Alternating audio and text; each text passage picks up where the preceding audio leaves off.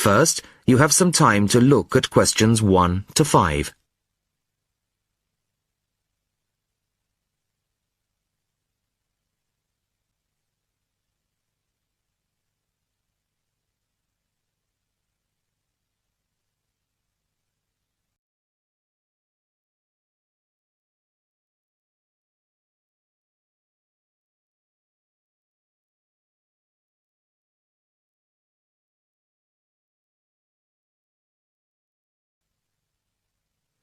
Now the test will begin.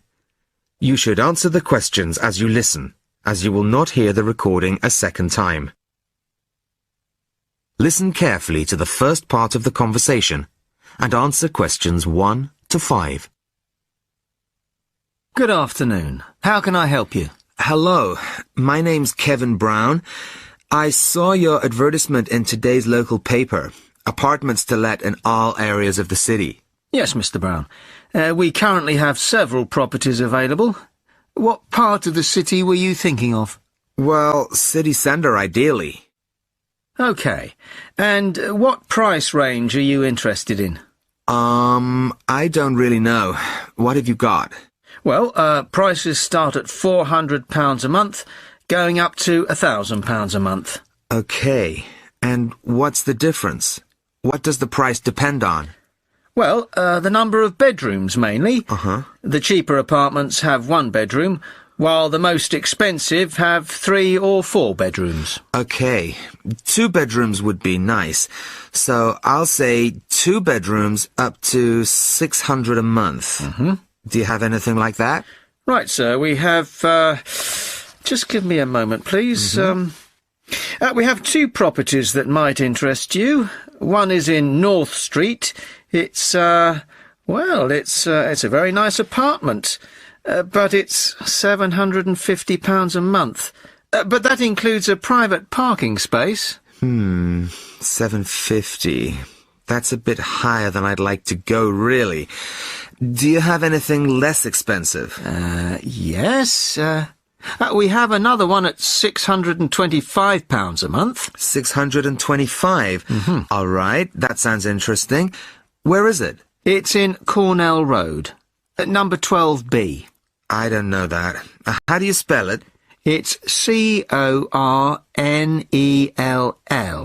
It's near the park. I've never heard of it, but I'm sure I'll be able to find it on a map. Before you hear the rest of the conversation, you have some time to look at questions 6 to 10.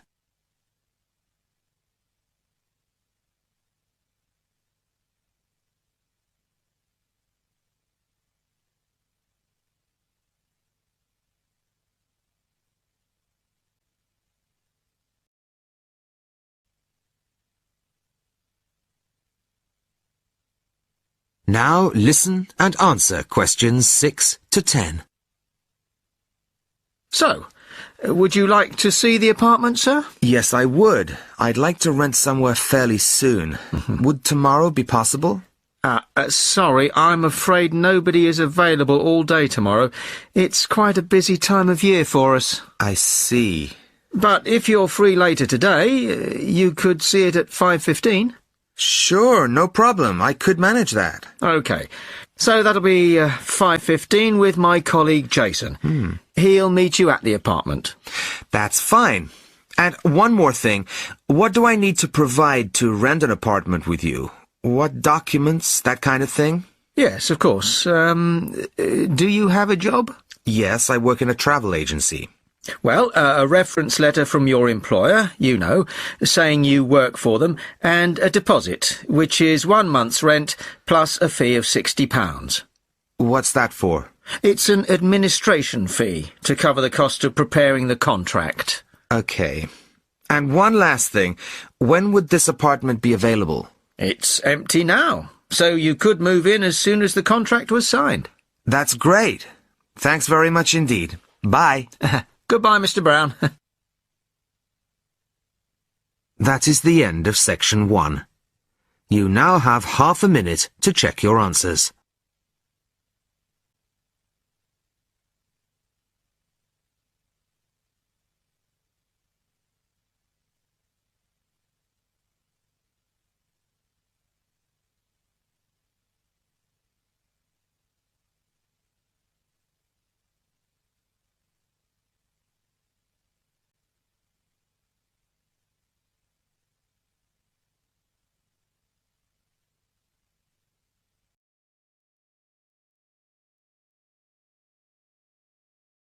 section 2. You will hear a member of the local council describing plans to redevelop part of the seafront of a coastal town. First, you have some time to look at questions 11 to 15.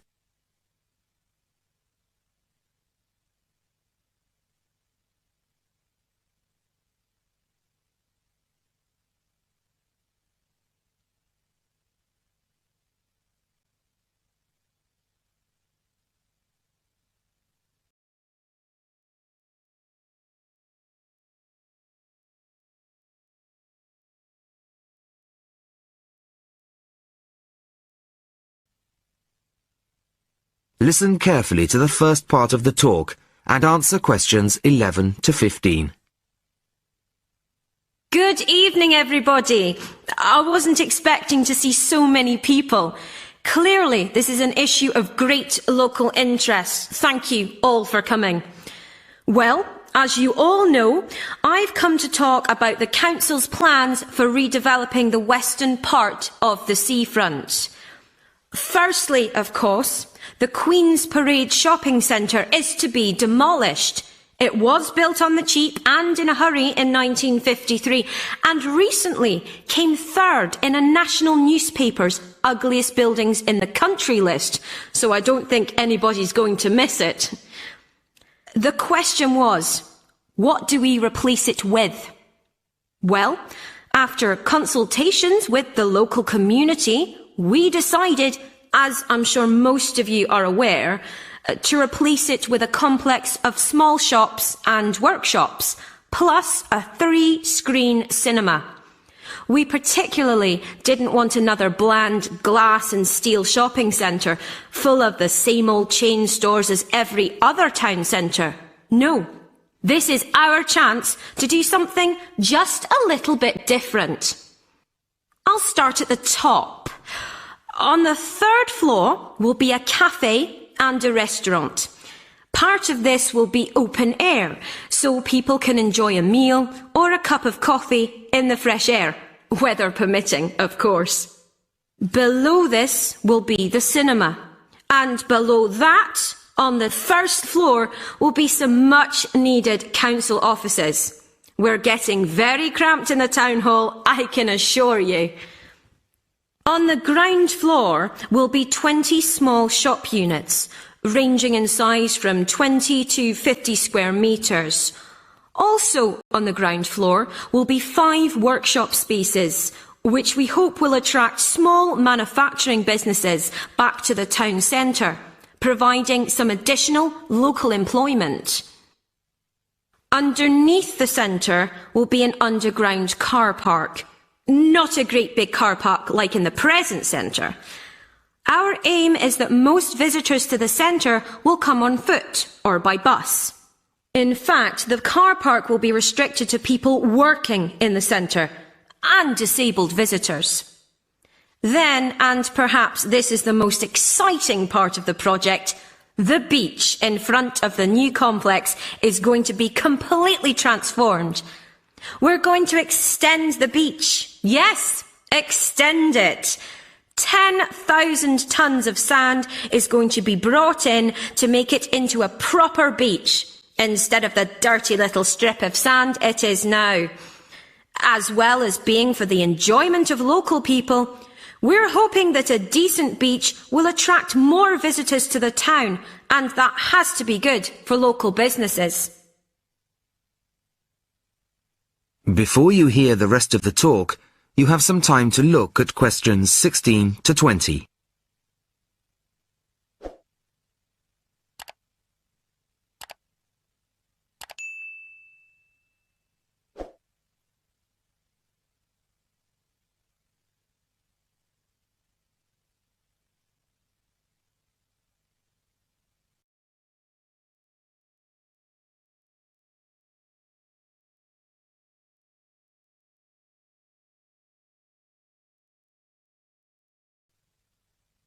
Now listen and answer questions 16 to 20.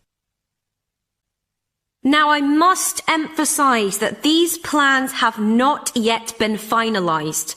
That's what this meeting is about. Of course, it's vital with a project like this that we have the support of local people. After all, we work for you and it's your money that's paying for it. So, first of all, the plans for the new centre are going to go on display in the town hall.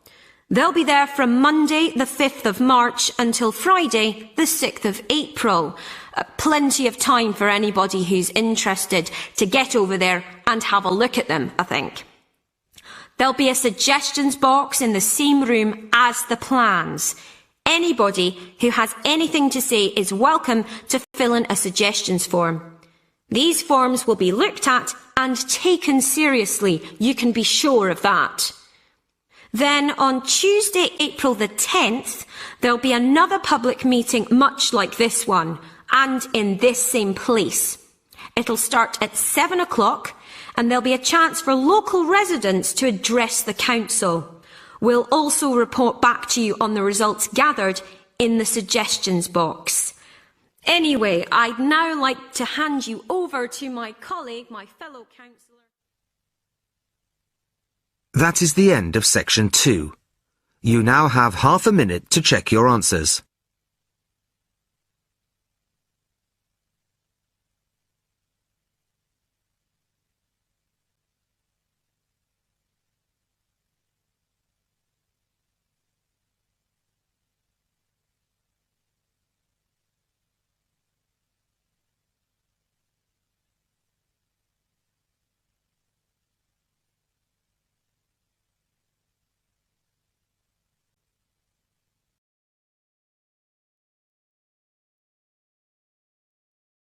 Section 3.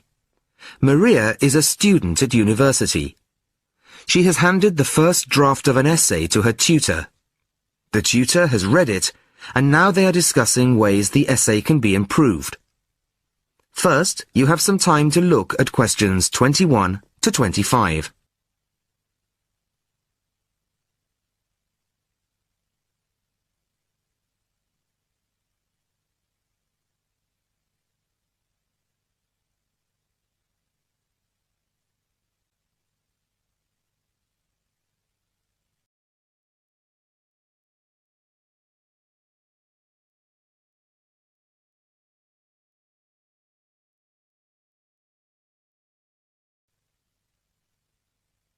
Listen carefully to the first part of the conversation and answer questions 21 to 25.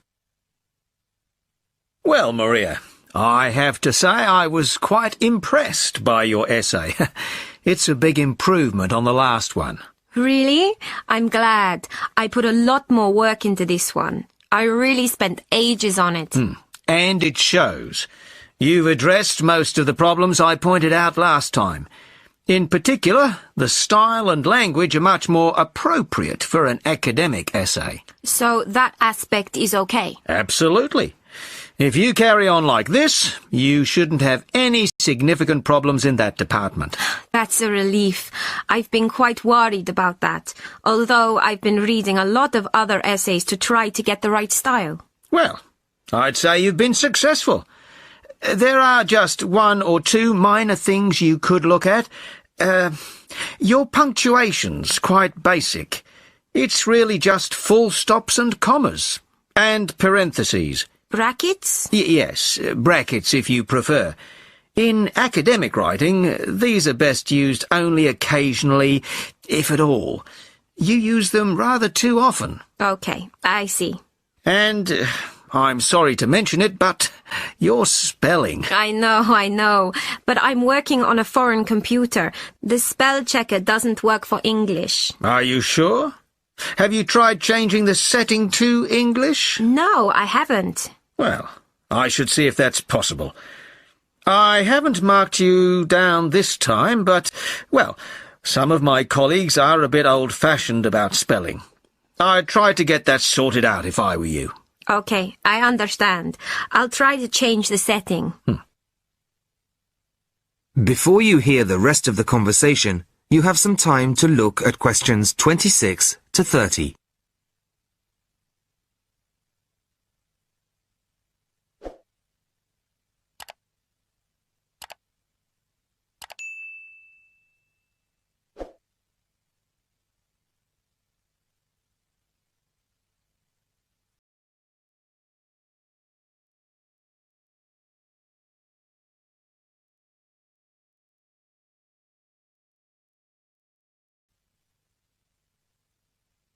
Now listen and answer questions 26 to 30.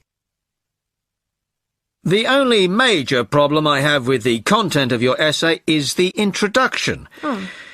The introduction should, well, introduce the theme of the essay. You've put some of the most important points there. For example, this bit. The statistics about the growth of railways in the 1850s. That really should go in the main body of the essay.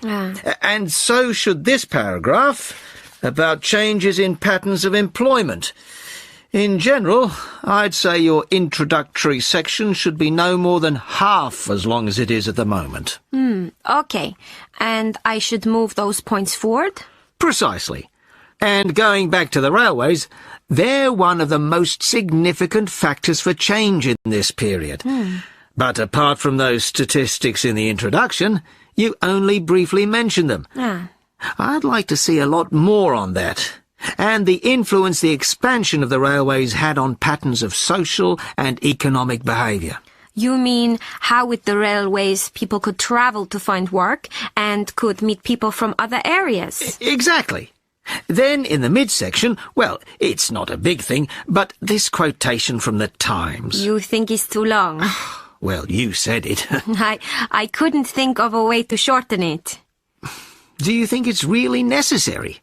You mean I could just get rid of it? Yes. You've already made the point and backed it up with other evidence. The quotation's redundant, really. OK. Well, that'll be easy. There were various other minor points, which I've noted in the margins. You can look at those later. But moving forward to the end here, I wasn't quite sure what this meant. The final paragraph? Yes. Are you saying that, on the whole, the changes of the mid-19th century tended to improve the lives of ordinary people or not? It's not very clear. It's not? No, it isn't. I'd add a few lines clarifying your position. OK. When do you want the final draft? No, the end of term will be fine. But there was just one other thing, the bibliography. Did you really read all these books? No. Just the books you actually consulted will be fine. You don't need to include everything ever published on the subject. Right. OK. Thanks. Bye. Goodbye. That is the end of section 3. You now have half a minute to check your answers.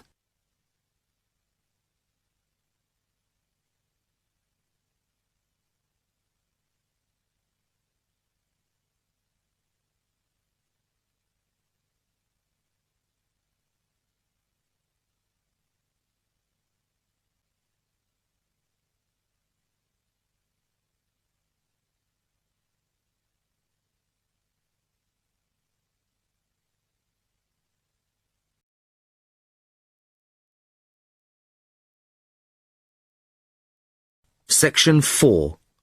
You will hear a talk about stray cats. First, you have some time to look at questions 31 to 40.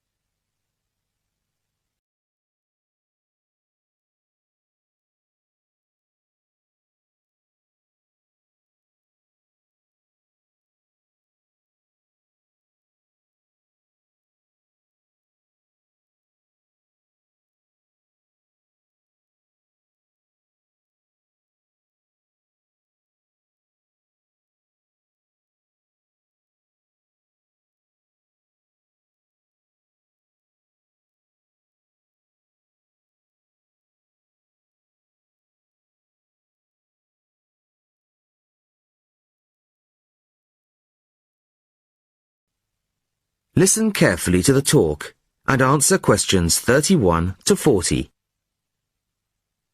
Good evening. I'd like to introduce Laura Dongswell of the Feral Cat Association. Laura has just returned from spending 3 months in Italy, where she has been working with local organisations to improve conditions for some of the estimated 1.5 million ownerless cats currently thought to be at large there. Thank you very much. The principal problem regarding this issue is much the same in Italy as it is in other countries. Public awareness. The general public have become so used to the sight of ownerless cats in poor condition wandering their streets that they simply don't recognise it as a problem.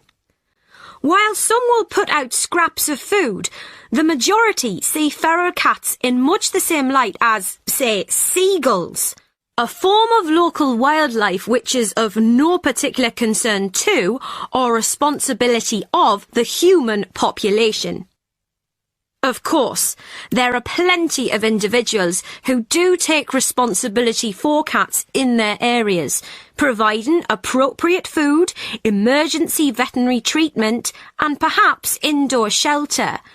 But these people can only provide support for a fraction of the vast numbers of feral cats that exist.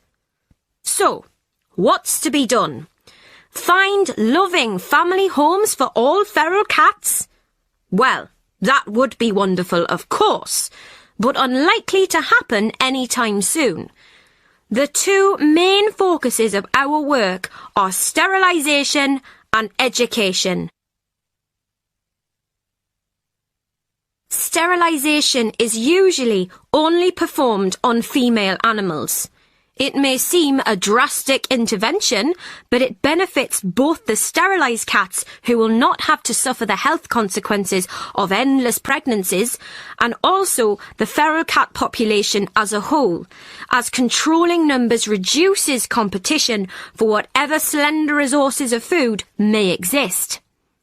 Animals to be neutered are captured and sedated at the point of capture to minimise their stress and discomfort.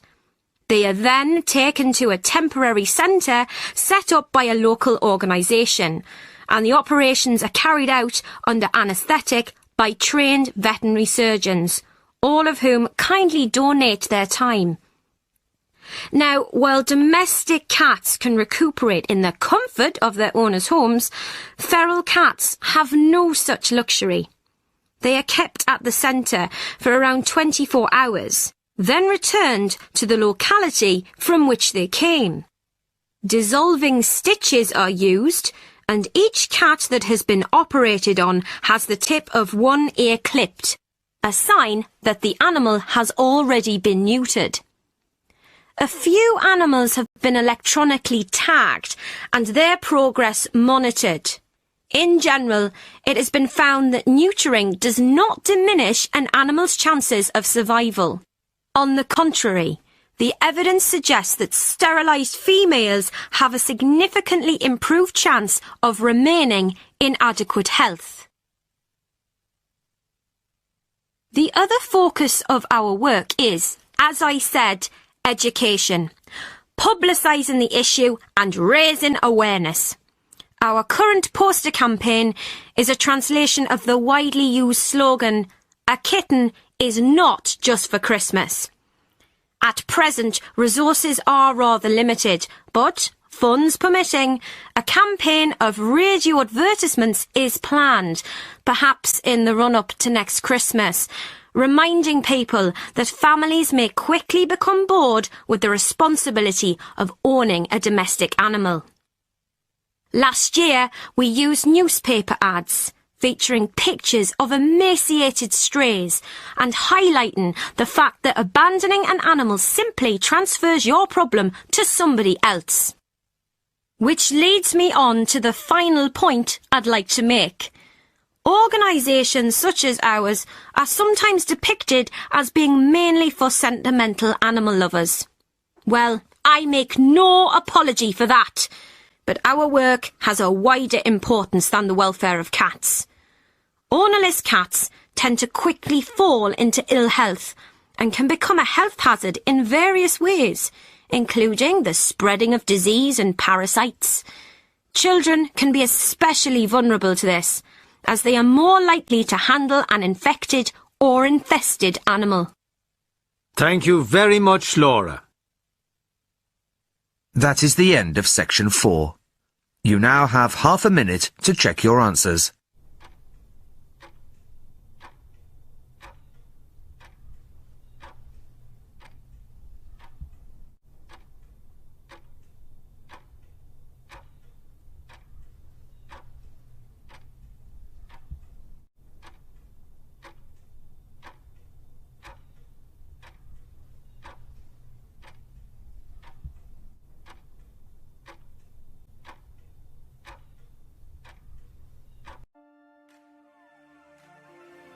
That is the end of the listening test. In the IELTS test, you would now have 10 minutes to transfer your answers to the answer sheet.